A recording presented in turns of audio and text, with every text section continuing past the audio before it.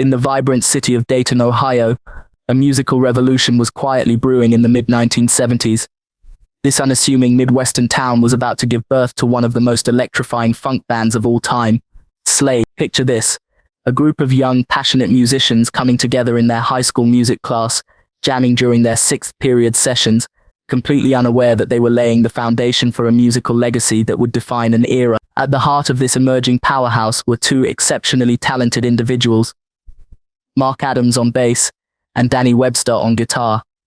Their raw energy and innovative approach to funk created a sound that was both familiar and groundbreaking. The band's early days were filled with the kind of magic that only happens when true musical chemistry meets unbridled passion. They weren't just playing music, they were creating a new language of groove. Adams's deep, thumping bass lines intertwined seamlessly with Webster's funky guitar riffs, building a sonic landscape that would soon captivate audiences worldwide. The band's original lineup featured Steve Arrington, whose creative vision helped shape Slave's distinctive direction, establishing them as more than just another funk group. They were innovators crafting something entirely their own. Their music possessed an organic quality that felt alive, pulsating with energy that couldn't be contained within mere studio walls. Every note seemed to breathe. Every rhythm carried a heartbeat that resonated with listeners. This wasn't just funk, it was a movement waiting to happen. The band's tight rhythm section became their signature, setting them apart from other groups emerging from the Dayton scene, which already boasted legends like the Ohio Players and Zap. But fate had something extraordinary in store for Slave, a twist that would propel them from local heroes to international sensations. Enter Steve Arrington, initially joining as a drummer, whose infectious beats added a new dimension to their sound. Little did anyone know that this decision would set off a chain reaction that would transform the band's entire trajectory. As Arrington settled into his role, something remarkable began to emerge, a voice so powerful, so soulful, that it demanded to be heard above the instruments. His smooth yet commanding falsetto possessed an almost supernatural ability to cut through the music, elevating Slave's sound to unprecedented heights.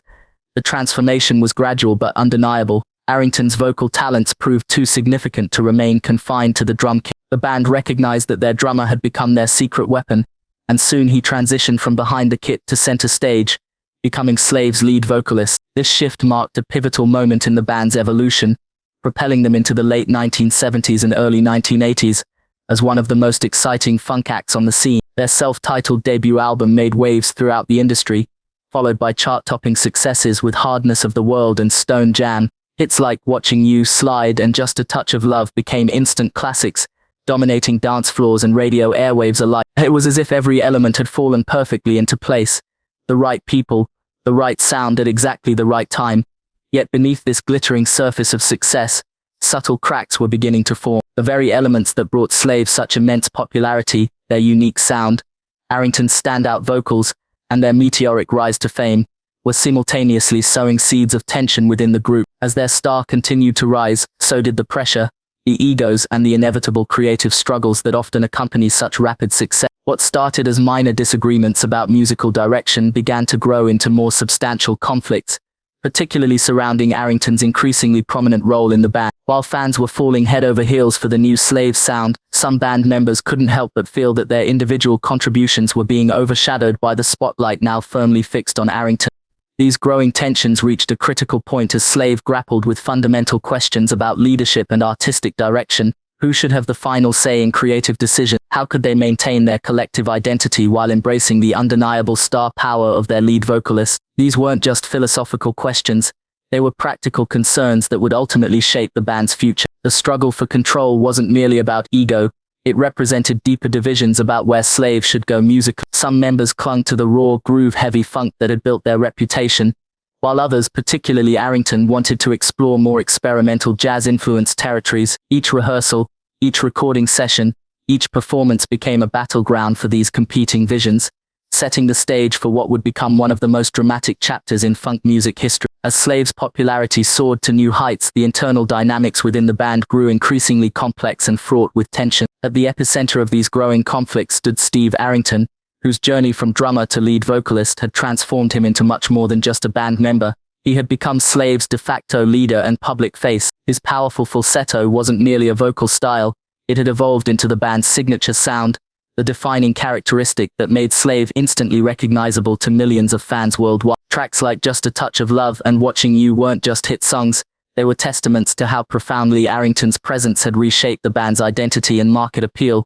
However, this transformation came at a significant cost to the band's internal harmony. Slave had originally been conceived as a democratic collective, where each musician contributed equally to the group's success. The band's founding philosophy emphasized collaboration over individual stardom, with every member bringing their unique talents to create a unified whole. But as Arrington's influence grew, this delicate balance began to shift. Longtime members found themselves grappling with feelings of being overshadowed, their contributions seemingly diminished in the shadow of Arrington's rising star. What had once been a team effort was gradually morphing into what some perceived as Steve Arrington and backing band.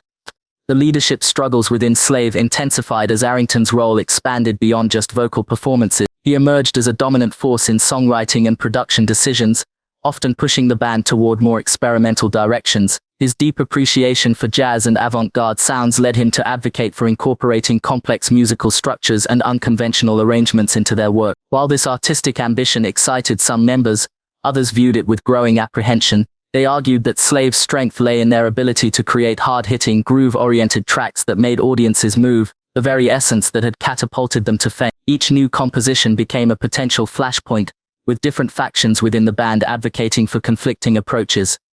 These creative differences weren't limited to musical style, they extended to fundamental questions about the band's identity and future direction. Arrington's vision for Slave increasingly clashed with the expectations of both the record label and some band members who believed in maintaining their established formula. The tension reached fever pitch during recording sessions, where debates over song selection, arrangement choices, and production techniques often escalated into heated arguments. Some members felt that Arrington's growing influence was turning Slave into his personal project rather than a collaborative effort. This perception created deep divisions within the group, with alliances forming around different artistic philosophies. Perhaps most damaging was how these leadership struggles affected the band's day-to-day operations. Decision-making processes that had once been relatively straightforward became mired in conflict, with every choice requiring negotiation and compromise. The creative process, once a source of joy and excitement, transformed into a battleground where artistic integrity fought against commercial consideration. Members who had joined Slave with dreams of collective success found themselves questioning whether they still had a meaningful role in the band's future. The camaraderie that had characterized their early years began to erode, replaced by an atmosphere of suspicion and resentment. Even successful performances couldn't mask the growing unease behind the scenes, as each triumph seemed to widen the gap between those embracing change and those clinging to tradition. The year 1980 marked a seismic shift in Slave's history, as the mounting internal pressures finally reached a breaking point. Following the release of their critically acclaimed album Stone Jam, several key members, including Steve Washington, Starina Young and Kurt Jones, made the difficult decision to leave the band. This wasn't merely a case of typical lineup changes. These were foundational members whose departure created a void that would fundamentally alter Slave's identity. The impact was immediate and profound, as Washington's creative direction, Young's vocal harmonies, and Jones's instrumental contributions had been integral to the band's distinctive sound. Their simultaneous exit left Slave reeling, forcing them to completely rethink their musical approach and organizational structure. The departing members didn't fade into obscurity. Instead, they formed a new group called Aura, which quickly gained traction in the music scene. This development added salt to Slave's wounds, as their former colleagues achieved success with a sound that bore unmistakable similarities to Slave's earlier work. Fans noticed the striking parallels, and many couldn't help but draw comparisons between the two groups. For Slave, this meant not only losing crucial talent, but also facing direct competition from a faction that understood their musical DNA intimately. The situation created an uncomfortable dynamic where Slave had to navigate their identity crisis, while watching their former members thrive with a sound that felt uncomfortably familiar.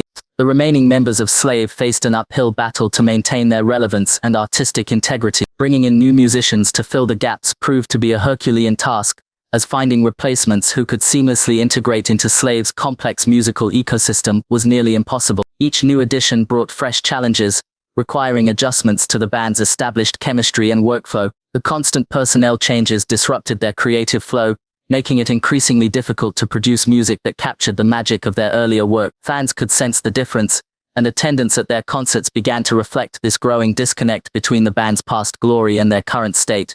This period of transition forced Slave to confront fundamental questions about their identity. Without their core contributors, they struggled to maintain the tight, cohesive sound that had defined their success. The band's trademark grooves felt less organic, their performances less electric, Attempts to adapt their sound to changing musical trends often came across as forced, lacking the authenticity that had once made them stand out. The revolving door of new members created instability, preventing the formation of the strong interpersonal bonds necessary for truly collaborative music making. Each attempt to recapture their former magic seemed to highlight how much they had lost rather than how much they had retained. The departure of these key members also exposed deeper vulnerabilities within Slave's structure.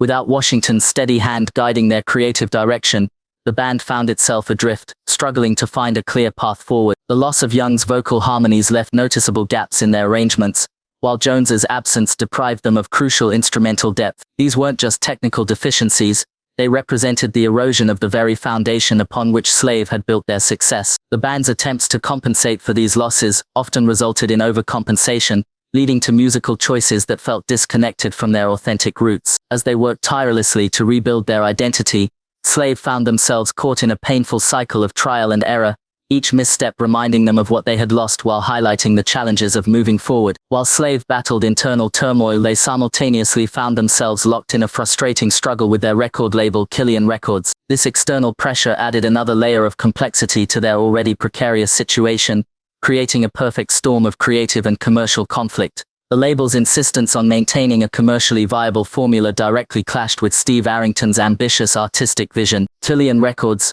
driven by market demands and profit margins, pushed for radio-friendly tracks that adhered to proven successful patterns. Meanwhile, Arrington and some band members advocated for more experimental compositions that incorporated jazz influences and complex musical structures. This fundamental disagreement turned every recording session into a tense negotiation, with both sides digging in their heels and refusing to compromise.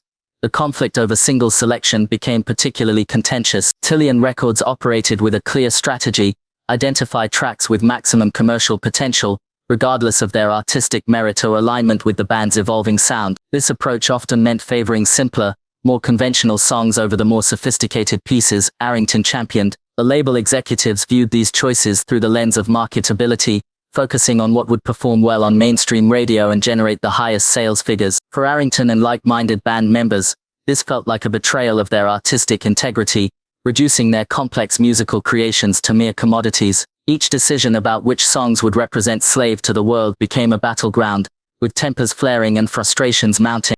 These creative disputes were exacerbated by significant financial issues that further strained the band's relationship with their label. Like many artists of their era, Slave discovered that their financial success didn't necessarily translate into equitable compensation. Royalty disputes and questionable management practices revealed a troubling reality. Despite their chart-topping hits and sold-out concerts, the money wasn't flowing back to the band members as expected. This financial strain created additional resentment among the members, who found themselves working harder than ever while receiving diminishing returns. The disparity between their artistic contributions and financial rewards became increasingly apparent, fueling existing tensions and creating new points of conflict. The financial mismanagement issue went beyond simple accounting discrepancies. It represented a broader pattern of exploitation that many artists faced during this period. Slave watched as their music generated substantial revenue for others while they struggled to cover basic expenses. This realization added insult to injury, especially when coupled with the creative restrictions imposed by the label. The band found themselves trapped in a system where their artistic freedom was compromised, and their financial stability was uncertain. Each royalty statement became a source of contention, with band members scrutinizing every line item and questioning how their hard work translated into such modest returns. The combination of creative constraints and financial uncertainty created a suffocating environment for Slave. Their relationship with Killian Records deteriorated from a partnership into something resembling a power struggle. The label held significant leverage through their control of distribution channels and marketing resources, leaving the band with limited options for asserting their independence. This dynamic made every decision feel like a compromise, with Slave constantly having to choose between maintaining their artistic vision and securing their financial future. The pressure mounted with each passing month, creating an atmosphere where creativity was stifled by bureaucracy and artistic passion was tempered by economic necessity. As these external pressures intensified, they began to compound the internal conflicts already threatening to tear the band apart, making it increasingly clear that something had to give. The year 1982 marked a watershed moment in both Slave's history and Steve Arrington's personal journey, as the mounting pressures reached a breaking point that could no longer be ignored. Feeling increasingly trapped between the band's internal conflicts and the suffocating constraints imposed by the music industry, Arrington made the heart-wrenching decision to step away from Slave and pursue a solo career. This wasn't merely a professional choice, it was an act of survival for an artist whose creative spirit was being crushed under the weight of competing expectations. The departure of their lead vocalist, the very voice that had defined their sound and propelled them to international fame, left Slave reeling and forced to confront an uncertain future without their most recognizable feature. Arrington's transition to solo artist proved to be both liberating and challenging. In 1983 he released Steve Arrington's Hall of Fame, marking his official entry into the world of solo performance. The album's standout track Weak at the Knees became an instant classic, showcasing Arrington's unique ability to blend funk with elements of R&B and soul. This track would go on to influence generations of hip-hop artists, who frequently sampled its infectious groove, cementing Arrington's legacy as a pioneer whose impact extended far beyond traditional funk boundaries. However, success as a solo artist came with its own set of challenges. While Arrington enjoyed unprecedented creative control, navigating the music industry without the support system of a band proved to be a daunting task.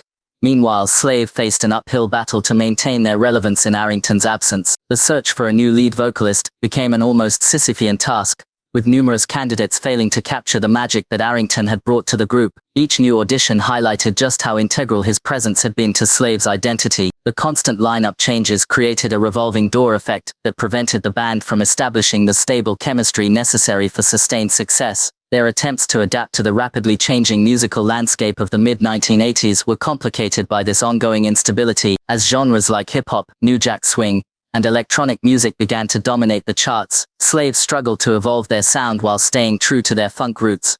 The music industry's shifting tides presented unique challenges for both Arrington and Slave. For Slave, adapting to these changes without their signature voice felt like trying to rebuild a ship while it was sinking. Their later albums lacked the cohesion and energy that had characterized their earlier work, as they wrestled with maintaining their identity while experimenting with new sounds. The band's attempts to incorporate elements of emerging genres often felt forced, lacking the authenticity that had once made their music so compelling. Concert attendance began to decline as fans struggled to connect with the new incarnation of Slave, who seemed to be chasing trends rather than setting them as they once had. Arrington, too, found himself navigating a transformed musical landscape. While he had more artistic freedom than ever before, the industry's evolution meant that pure funk was no longer the dominant force it had been during Slave's peak years. He faced the challenge of maintaining his artistic integrity while adapting to new market realities. The solo career path required him to wear multiple hats: artist, businessman, promoter, roles that demanded skills beyond those he had honed as a band member. Despite these challenges, Arrington's influence continued to resonate throughout the music world. His work during this period laid the groundwork for future collaborations and kept his name relevant in an industry notorious for its short memory. The separation from Slave, while painful, ultimately allowed both parties to explore new directions, even if neither would fully recapture the magic of their time together. The departure of Steve Arrington marked the beginning of a cascade of tragedies that would haunt Slave for decades to come, transforming the band's story from one of musical triumph to a chronicle of devastating losses. The first major blow came in 2011 when the funk world was rocked by the deaths of two of Slave's most fundamental members within months of each other. On March 5, Mark Adams, the mastermind behind Slave's signature basslines and the rhythmic backbone of their sound, passed away at the age of 51. His death was a seismic event in the funk community, as Adams' deep, infectious grooves had been the foundation upon which so many of Slave's hits were built. Just 3 months later, on June 14, guitarist Mark "Dra" Hicks succumbed to his own battle, leaving the band at age 52. Hicks had been instrumental in shaping Slave's energetic and creative direction, his guitar work weaving through their tracks with both precision and soul. These back-to-back losses weren't just personal tragedies for the band, they represented the severing of vital creative connections that had defined Slave's golden era. The heartbreak continued into the next decade with alarming frequency. In 2020, Slave endured another devastating double loss. On September 10, Danny Webster, the guitarist whose contributions had helped shape the band's later sound, passed away at 61. Barely 6 months earlier, on March 20, saxophonist Orion Wilhoit had died at the same age. Wilhoit's dynamic horn arrangements had been crucial to Slave's live performances and studio recordings, adding layers of texture and energy to their music. These deaths weren't just statistics, they represented the gradual dismantling of the very fabric that had made Slave such a formidable force in the funk world. Each loss sent shockwaves through the community, serving as stark reminders of mortality and the passage of time since Slave's heyday.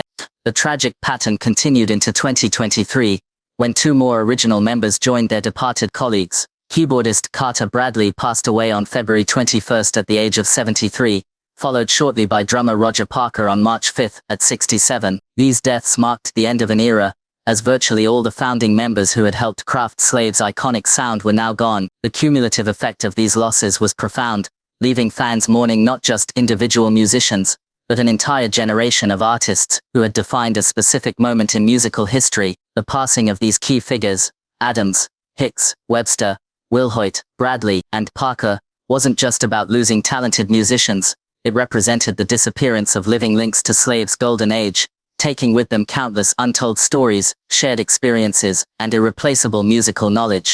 These deaths cast a long shadow over Slave's legacy, transforming the band's history from one of celebration to one of remembrance. Each funeral, each memorial service, served as both a tribute to individual lives and a collective mourning for what had been lost. The funk community found itself grappling with the sobering reality that the architects of one of their most beloved sounds were disappearing, leaving behind a rich catalogue of music, but few to speak firsthand about its creation. These losses weren't just personal tragedies, they represented the closing of chapters in music history, sealing certain aspects of Slave's story forever in the past. The band's legacy, once defined by vibrant performances and innovative recordings, now carried the weight of these accumulated tragedies, each death adding another layer of poignancy to their story.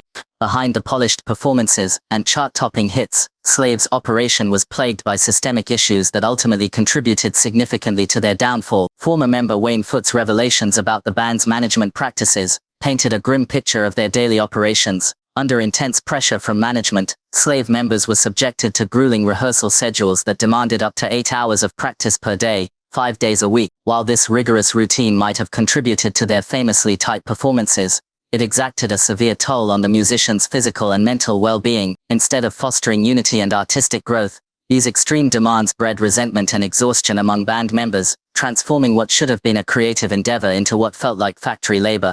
The financial mismanagement that plagued Slave ran deep and wide, affecting every aspect of the band's operations. Despite their commercial success, evident in their album sales, concert ticket revenues, and widespread influence, the financial rewards were distributed unevenly among members. This inequity became particularly glaring as the band's popularity grew, with some members struggling to make ends meet, while others enjoyed relative financial stability. The disparity wasn't just about different pay scales. It reflected a fundamental breakdown in how the band's earnings were managed and allocated. Certain members felt their contributions were undervalued, particularly given their crucial roles in creating Slave's distinctive sound and maintaining their live performance standards. These financial grievances weren't isolated incidents, but part of a pattern that created deep divisions within the group. The situation worsened due to personal conflicts between key members, particularly the ongoing feud between guitarist Mark Drew Hicks and singer-guitarist Danny Webster. Their disagreements weren't just creative differences, but deeply personal conflicts that poisoned the band's atmosphere. These tensions manifested in everything from recording sessions to live performances, creating an environment where collaboration became increasingly difficult. The animosity between these two influential figures added another layer of stress to an already fragile group dynamic, making it nearly impossible to focus on their music without navigating the minefield of personal conflict. As the 1980s progressed, the music industry underwent seismic shifts that caught Slave particularly vulnerable. The rise of hip-hop, new jack swing, and electronic music pushed traditional funk to the sidelines, leaving bands like Slave struggling to adapt. Their attempts to modernize their sound often felt forced and inauthentic, lacking the natural innovation that had characterized their earlier work. The industry's rapid evolution exposed Slave's structural weaknesses, as their internal conflicts and financial mismanagement left them ill-equipped to navigate these changes successfully. Each new genre that gained prominence seemed to highlight Slave's inability to evolve organically, making their attempts at adaptation appear desperate rather than inspired. These combined factors, the oppressive management practices, financial inequities, personal conflicts, and industry shifts, created a perfect storm that systematically eroded Slave's foundation. Rather than facing these challenges with a united front, the band found itself increasingly fragmented, with members focused more on protecting their individual interests than preserving the collective. The financial disputes, which should have been manageable business matters, became emotionally charged battles that further divided the group. The lack of proper compensation for their groundbreaking contributions to music history added insult to injury, making members question whether their sacrifices had been worth the personal and professional costs. As these internal fractures widened, Slave's ability to function as a cohesive unit diminished, leaving them increasingly vulnerable to the external pressures of a changing music landscape. Despite the internal turmoil and external challenges that plague Slave, their musical legacy continues to resonate through the corridors of music history, primarily through their profound influence on hip-hop culture. Ironically, while the band struggled to maintain relevance in the mainstream during the late 1980s and 1990s, their music found new life through sampling, becoming the backbone of countless hip-hop classics. Legendary producers like Dre recognized the timeless quality of Slave's grooves, incorporating their signature sounds into game-changing tracks. Dr. Dre's Nothing But a G-Thang famously sampled Slave's Watching You, while NWA's Gangsta Gangsta drew heavily from their catalog. These samples didn't just borrow musical elements, they introduced Slave's innovative rhythms to a new generation of listeners, ensuring that their influence would continue to shape popular music long after their commercial peak had passed. The impact of Slave's music extended far beyond mere sample usage. Their complex arrangements and distinctive grooves provided a rich foundation for hip-hop producers to build upon, allowing them to create entirely new compositions while maintaining the essence of Slave's original work. This phenomenon created an interesting paradox. While Slave itself faded from mainstream consciousness, their music experienced a resurgence in popularity through its incorporation into some of hip-hop's most iconic tracks. The band's influence became even more pronounced as hip-hop evolved from underground movement to global phenomenon, with their samples appearing in tracks that defined entire eras of popular music. This unexpected second life demonstrated the enduring quality of Slave's original compositions, proving that truly great music transcends its initial context and finds new ways to remain relevant. However, this posthumous recognition came with its own set of challenges and ironies. Many of the artists who benefited from Slave's musical legacy were able to capitalize on their innovations without Slave themselves receiving adequate credit or compensation. The sampling culture of the 1990s often operated in legal gray areas, and while copyright laws eventually caught up with the practice, many early uses of Slave's work went unrecognized officially. This situation created a bittersweet scenario where Slave's music was more widely heard than ever before, yet the band itself remained largely in the shadows, unable to benefit financially from this renewed interest. Younger audiences danced to reimagined versions of Slave's grooves, often unaware of their origins, while the original creators struggled to sustain themselves in an industry that had moved on from their particular style of funk. The irony of Slave's legacy extends beyond just financial compensation. Their music, which had once been celebrated for its innovative approach to live instrumentation and complex arrangements, found new life in a genre that often prioritized minimalism and beat-driven structures. While this evolution speaks to the versatility of Slave's original work, it also highlights the cruel twists of fate that characterized their career. The very qualities that made their music so sample-worthy, tight grooves, distinctive bass lines, and rhythmic complexity, were born from the same collaborative spirit that ultimately unraveled due to financial and creative conflicts. As hip-hop producers mined Slave's catalog for inspiration, they were essentially celebrating the band's collective achievements, while the original members were dealing with the consequences of their inability to maintain that collective unity.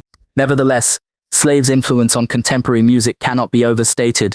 Their contribution to the development of hip-hop's sonic palette helped shape the sound of multiple generations. The band's innovative use of rhythm and groove laid the groundwork for future producers to experiment with similar elements, creating a domino effect of musical innovation that continues to influence artists across various genres. From conscious rap to trap music, elements of Slave's pioneering work can be detected in countless contemporary productions. This lasting impact serves as testament to the band's originality and the timelessness of their musical vision, even if they never fully realized the extent of their influence during their active years. After stepping away from Slave, Steve Arrington embarked on a remarkable personal journey that took him far beyond the confines of the music industry. In the 1990s, he made a profound decision to redirect his life's focus, choosing spiritual exploration over continued pursuit of musical fame. This wasn't merely a temporary hiatus or a strategic career move.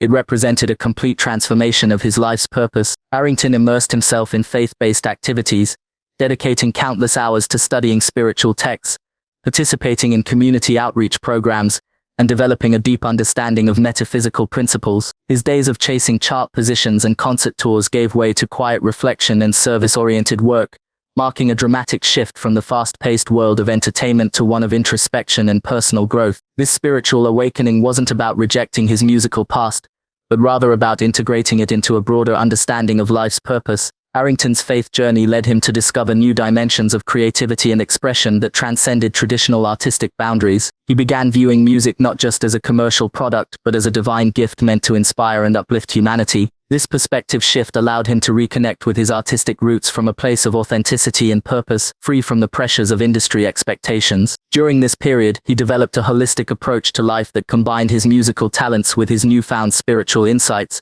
creating a unique framework for understanding the intersection between art and spirituality. The music industry's evolution during Arrington's spiritual exploration created an interesting dynamic. While he stepped back from active performance, his influence in the music world actually grew stronger. Hip-hop producers, unaware of his personal transformation, continued to sample his work extensively, keeping his musical legacy alive and thriving. Tracks like Weak at the Knees found new life in countless productions, introducing Arrington's distinctive sound to younger generations of listeners. This period of absence created a fascinating paradox. While Arrington was physically removed from the music scene, his artistic footprint was expanding through the very culture he had helped shape. The industry that had once constrained his creativity was now celebrating his contributions, albeit indirectly through the works of artists who recognized the timeless quality of his music.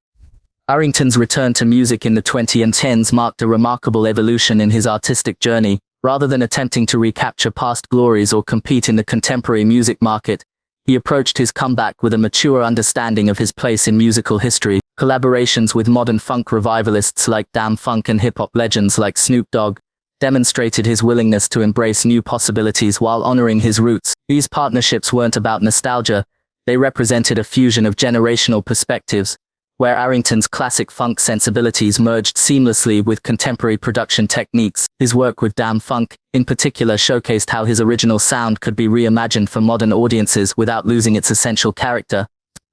The most striking aspect of Arrington's return was his ability to bridge multiple eras of music history. By collaborating with artists who had grown up listening to his sampled work in hip-hop tracks, he completed a full-circle journey that connected his original creations with their sampled descendants. This wasn't just artistic evolution, it was cultural reconciliation. Arrington's approach to his comeback demonstrated a deep understanding of how music evolves while maintaining its core essence. He embraced new technologies, production methods, and distribution platforms without compromising his artistic integrity, proving that true artistry isn't about clinging to the past but about adapting to the present while honoring one's roots. His journey from funk pioneer to spiritual seeker, and back to musical innovator, stands as a testament to the transformative power of art and the enduring nature of genuine creativity. The story of Slave stands as a powerful testament to both the triumphs and tragedies that can define a musical legacy. Throughout their journey, the band crafted an unmistakable sound that continues to resonate through generations of music lovers, influencing everything from mainstream funk to underground hip-hop. Their grooves, characterized by Mark Adams' thunderous bass lines and Danny Webster's innovative guitar work, created a sonic blueprint that remains relevant decades after their prime. Even today, DJs spin their tracks, producers sample their breaks, and new artists draw inspiration from their pioneering approach to rhythm and melody. This enduring influence speaks volumes about the quality and timelessness of their musical contributions, ensuring that Slave's legacy will continue to shape the evolution of popular music for years to come. Steve Arrington's journey adds another layer of complexity to this legacy. His transformation from Slave's charismatic frontman to a spiritual seeker and eventual musical elder statesman demonstrates the multifaceted nature of true artistry. Through his various incarnations, from funk pioneer to solo artist, from spiritual guide to collaborative innovator, Arrington has shown that artistic expression isn't limited to a single path or era. His ability to reinvent himself while maintaining his core musical identity serves as an inspiration to artists navigating the challenges of creative evolution. The fact that his work continues to find new audiences, through sampling and collaborations with contemporary artists, proves that his voice, both literal and metaphorical, remains as powerful today as it was during Slave's peak years. For music enthusiasts and historians alike, the story of Slave and Steve Arrington offers invaluable lessons about the nature of artistic legacy. It illustrates how true greatness in music transcends commercial success or chart positions, embedding itself in the cultural consciousness through influence and inspiration. The band's ability to overcome internal conflicts, lineup changes, and industry pressures to create music that continues to resonate speaks to the power of authentic artistic expression. Their journey reminds us that while individual careers may rise and fall, and band members may come and go, the music itself possesses a life and vitality that can endure beyond its creators' lifetimes. The tragic elements of Slave's story, the internal conflicts, financial struggles and heartbreaking losses, serve not as cautionary tales, but as reminders of the human dimension behind musical creation. These challenges didn't diminish their achievements, rather they add depth and context to their legacy. The band's perseverance through adversity, their willingness to take creative risks, and their ultimate impact on multiple generations of musicians demonstrate that true artistic legacy isn't about perfection but about authenticity and influence. Even as we mourn the passing of key members and acknowledge the difficulties they faced, we can celebrate how their music continues to thrive through new interpretations and adaptations. In the broader context of music history, Slave's story represents a microcosm of the challenges and triumphs faced by many pioneering artists. Their journey from Dayton's vibrant music scene to international recognition, through periods of crisis and rebirth, mirrors the evolution of funk itself. The band's influence extends far beyond their discography, touching everything from hip-hop production techniques to contemporary R&B arrangements. Their legacy serves as a bridge between generations of musicians, connecting the raw energy of 1970s funk with the sophisticated sampling culture of modern music production. As we consider their story, we're reminded that great music doesn't just entertain, it transforms, influences, and endures, carrying fragments of its creators' souls through time and space, generation to generation, always finding new ways to move people and shape culture. Throughout this exploration of Slave's remarkable journey and Steve Arrington's transformative career, several key themes emerge that illuminate the complex nature of artistic legacy. The band's evolution from a tight-knit collective of Dayton musicians to international funk icons demonstrates how authentic musical chemistry can transcend geographical boundaries and industry expectations. Their story reveals how the very elements that create success, distinctive sound, charismatic leadership, and commercial viability, can simultaneously sow the seeds of internal conflict. The tension between artistic integrity and commercial demands, as exemplified in their struggles with Killian Records, reflects a universal challenge faced by artists across generations and genres. The departures and subsequent formations of new groups like Aura highlight how musical identities are fluid and ever-evolving. These transitions, while painful, often lead to new creative possibilities and demonstrate the resilience of artistic expression. The tragic losses of key members throughout the years serve as poignant reminders of music's temporal nature, while simultaneously underscoring its eternal impact. Each passing of a founding member didn't just represent personal loss, it marked the closing of chapters in music history, yet paradoxically ensured that Slave's story would continue to be told through their enduring musical contributions. Financial mismanagement and industry exploitation, while devastating to Slave's members, mirror challenges faced by countless artists throughout music history. These struggles emphasize the importance of artists maintaining control over their creative and financial destiny. The band's experience with sampling culture presents perhaps the most ironic element of their legacy. While their music found new life through hip-hop, they initially struggled to benefit from this resurgence. This phenomenon speaks to the complex relationship between original creation and artistic evolution, where influence often outlasts commercial success. Steve Arrington's personal journey from band leader to spiritual seeker and back to musical innovator offers perhaps the most profound lesson in artistic evolution. His ability to reinvent himself while maintaining artistic integrity demonstrates that true creativity isn't bound by genre, era, or even medium. His collaborations with newer generations of artists show how musical influence can transcend time, creating bridges between past and present that enrich both. The cyclical nature of his career, from slave to solo artist, through spiritual exploration and back to musical collaboration, illustrates how artistic paths are rarely linear but instead spiral upward, incorporating new experiences while building upon foundations. Ultimately, the story of Slave and Steve Arrington teaches us that musical legacy isn't measured solely by chart positions or album sales. It's found in the way music continues to influence, inspire, and evolve long after its initial creation. Their journey from Dayton's music scene to international recognition, through periods of crisis and renewal, demonstrates how true artistry leaves an indelible mark on culture. The band's grooves continue to pulse through contemporary music, their influence felt in genres they might never have imagined. This enduring impact serves as a testament to the power of authentic musical expression, that rare quality that allows music to transcend its time and creators, continuing to move and inspire new generations long after the original performers have left the stage. And there you have it, folks, the incredible, tragic, and ultimately inspiring story of Slave and Steve Arrington, from their humble beginnings in Dayton